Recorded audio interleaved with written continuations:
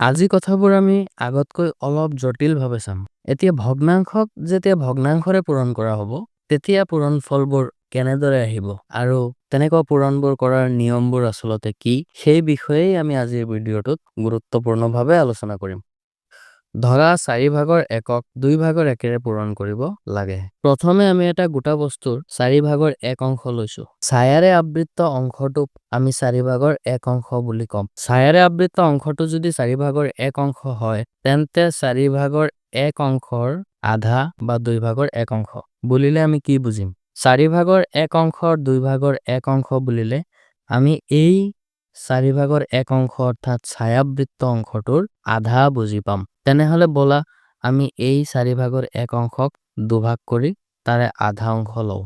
গতিকে আমি এতিয়া অধিক কলা ছায়াবৃত্ত অংশটো গোটেই বস্তুটোৰ কিমান অংশ সেই কথাটো বিচাৰি উলিয়ালে 4 ভাগৰ 1 অংশৰ আধা কিমান হ'ব সেই কথাটো বুজি পাম। গতিকে আমি 4 ভাগৰ 1 অংশক যদি এনেকে ভাগ কৰো, তেতিয়াহলে আমি দেখিম এই কলা অংশটো টোটেল 8 ভাগৰ 1 অংশ। অৰ্থাৎ ইয়াত এভাগ 6 ভাগ 7 ভাগ 8 ভাগ এই সম্পূৰ্ণ বস্তুটোক আমি 8টা ভাগত ভাগ কৰিছো আৰু তাৰে এই অংশটো আমি 1 অংশ হিচাপে পাইছো। গতিকে এই অধিক কলা অংশটোক আমি 8 ভাগৰ 1 অংশ বুলি ক'ব পাৰিম। এতিয়া আমি এটা সিদ্ধান্তত উপনীত হলো যে 4 ভাগৰ 1ৰ আধা বা 4 ভাগৰ 1ৰ 2 ভাগৰ 1 অংশৰ মান হ'ব 8 ভাগৰ 1 অংশ। আগতে আমি শিকি আহিছো যে ৰৰ সলনি এটা পূৰণ চিন বহাব পাৰি। গতিকে এই 4 ভাগৰ 1 অংশৰ আধাৰ অৰ্থ হ'ল 4 ভাগৰ 1ৰ 2 ভাগৰ 1 গুণ।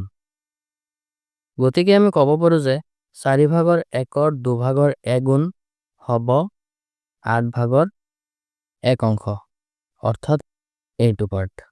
এই কথাটোৰ অৰ্থ কি বুজাইছে? 4 ভাগৰ 1 অংশৰ আধাৰৰ সলনি যদি আমি এটা পূৰণ বহাই দিওঁ, তেনেহলে আমি 8 ভাগৰ 1 অংশ পাম। গতিকে দেখা গ'ল যে দুটা ভগ্নাংশ যেতিয়া আমি পূৰণ কৰিছো, তেতিয়াহলে আমি হৰৰ লগত হৰ পূৰণ কৰিছো আৰু লবৰ লগত লব পূৰণ কৰিছো। এইটো আমি কেনেকে বুজি পালো? 4 দুগুণ 8 আৰু 1 1 গুণ 1। এনেকে আমি 8 ভাগৰ 1 অংশটো পাইছো।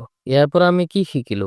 এটা ভগ্নাংশৰ লগত যেতিয়া আমি এটা ভগ্নাংশ পূৰণ কৰো, তেতিয়া তাৰ হৰৰ লগত হৰৰ পূৰণ আৰু লবৰ লগত লবৰ পূৰণ হয়।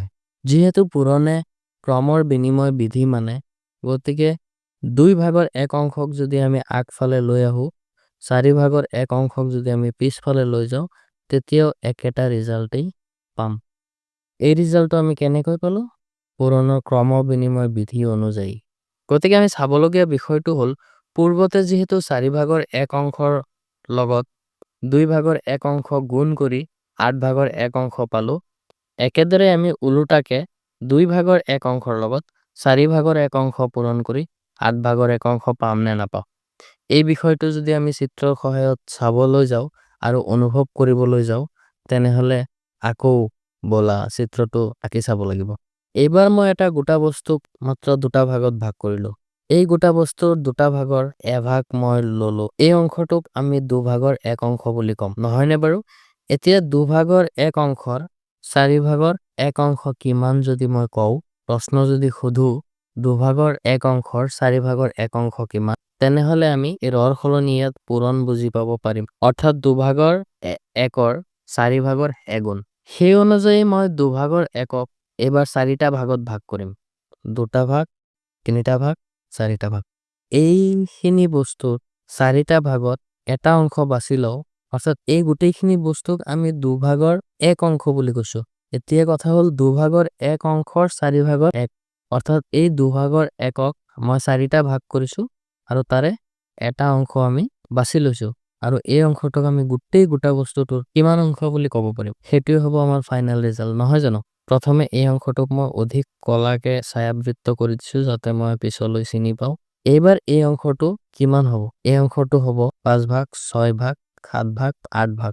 গতিকে 8 ভাগৰ এই অংশটোক 8 ভাগৰ 1 অংশ বুলি ক'ব পাৰিম। গতিকে ইয়াত ৰিজাল্টটো আহিব 8 ভাগৰ 1 অংশ, অৰ্থাৎ 2 ভাগৰ 1ৰ 4 ভাগৰ 1 গুণ 8 ভাগৰ 1। চাগে কথাখিনি আমি এতিয়া বহুত ভালকৈ বুজি পাইছো। এইবাৰ আমি দুটা এনে ভগ্নাংশ ল'ম য'ত এটা ভগ্নাংশৰ লবটো 1ৰ পৰিৱৰ্তে অন্য সংখ্যা থাকে। ধৰা 5/3 পূৰণ 2/1। এই ক্ষেত্ৰত যদি আমি চিধাচিধিকে পূৰণ কৰোঁ তেন্তে 5 পূৰণ 2 আৰু 3 পূৰণ 1। ইয়াৰ এনসাৰটো আহিব লাগে 5 2 গুণ 10, 3 গুণ 3। থিওৰিটিক্যালি আমি এই কথাটো বহুত ধুনীয়াকৈ বুজি পাইছো। আচলতে ইয়াৰ ধাৰণাটো আমাৰ মাজত আহাটো অত্যন্তই প্ৰয়োজন। গতিকে চিত্ৰৰ সহায়ত এই কথাখিনি আমি বুজিবলৈ চেষ্টা কৰোঁ। এটা গোটা বস্তু, এই বস্তুটোক মই মুঠতে 5টা ভাগ কৰিম। 1 4 5। 5টা ভাগৰ 3 অংশ মই ছায়াৰে আবৃত কৰি দিছো। এই অংশটোক আমি 5/3 অংশ বুলি বুজি পাম। এতিয়া এই 5/3 অংশ আকৌ দুটা ভাগত ভাগ কৰিছো। দুটা ভাগ কৰি যদি 1 অংশ লওঁ তেনেহলে এই অংশখিনিক আমি 5/3 অংশৰ 2/1 বুলি বুজি পাম। এতিয়া ফাইনেল কথাটো হ'ল 5/3 অংশৰ 2/1 কিমান হ'ব? 5/3 অংশৰ 2/1 কিমান হ'ব লাগে? 10/3 হ'ব লাগে। গতিকে 10/3 হৈছে নে ইয়াত? হিচাপ এটা কৰি চাওঁ ব'লা। এইটো এটা গোটা বস্তু, তাৰে 1 2 3 7 8 9 10 10 ভাগ আছে। তাৰে ইয়াত কিমান আছে? 1 ভাগ 2 ভাগ 3 ভাগ। অৰ্থাৎ এইটো হৈ গ'ল 10/3 অংশ।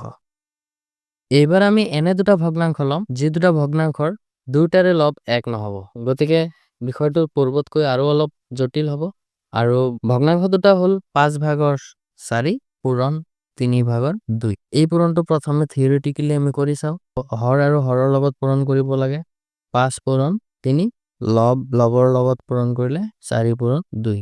গতিকে ফাইনেল ৰিজাল্ট পাম 5 3 গুণ 15, 4 2 গুণ 8। এতিয়া এই বিষয়টো যদি আমি চিত্ৰৰ সহায়ত ব্যাখ্যা কৰোঁ তেনেহলে কেনেকুৱা হ'ব? এটা বস্তু ল'ব লাগিব, গোটা বস্তু, যিটো বস্তুক আমি 5টা ভাগত ভাগ কৰিম। 1 ভাগ 4 ভাগ 5 ভাগ। ইয়াৰে আমি যিহেতু এই গোটা বস্তুটো 5/4 অংশ, গতিকে 4 অংশ মই ছায়াৰে আবৃত কৰি দিছো। এতিয়া এই ছায়াৰে আবৃত অংশটোক আমি 5/4 অংশ বুলি ক'ম। আৰু এই 5/4 অংশৰ 3/2 অংশ ল'ব লাগে। গতিকে এই 5/4 অংশক মই 3টা ভাগত ভাগ কৰি দিছো। 5/4 অংশৰ 3/2 অংশ কিমান হ'ব? এইটো কুৱেশ্যনৰ এনসাৰটো যদি বিচাৰিবলৈ যাওঁ তেন্তে আমি ফাইনেল এনসাৰটো বিচাৰি পাম। গতিকে 5/4 অংশ 3/2 অংশখিনিক মই অধিক কলা ৰঙেৰে ৰং দি দিছো। অধিক কলা ৰঙেৰে আবৃত অংশখিনিক এই সম্পূৰ্ণ গোটা বস্তুটোৰ কিমান অংশ বুলি ক'ম আমি? এতিয়া যদি আমি হিচাপ কৰোঁ তেনেহলে দেখা পাম সম্পূৰ্ণ গোটা বস্তুটো 15টা ভাগত ভাগ হৈ পৰিছে। 1 2 3 4 5 3 গুণ 15। গতিকে এই গোটা বস্তুটো সম্পূৰ্ণৰূপে 15টা ভাগত ভাগ হৈ পৰিছে। গতিকে আমি হৰত 15 পালো। আৰু অধিক কলা ৰঙেৰে আবৃত অংশ কেইটা আছে?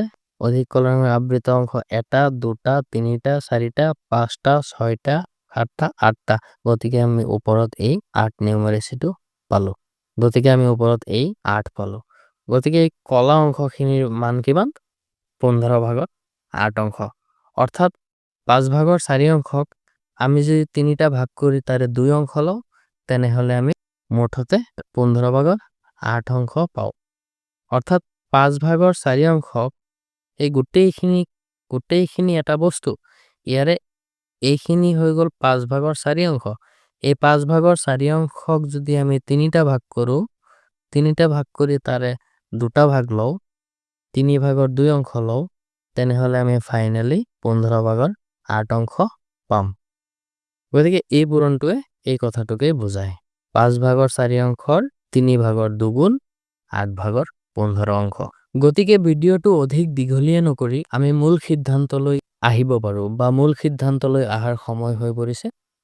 a/b আৰু c/d দুটা ভগ্নাংশ থাকে আৰু এই ভগ্নাংশ দুটা পূৰণ কৰোঁ তেন্তে পূৰণ ফলটো আমি এনেদৰে পাম।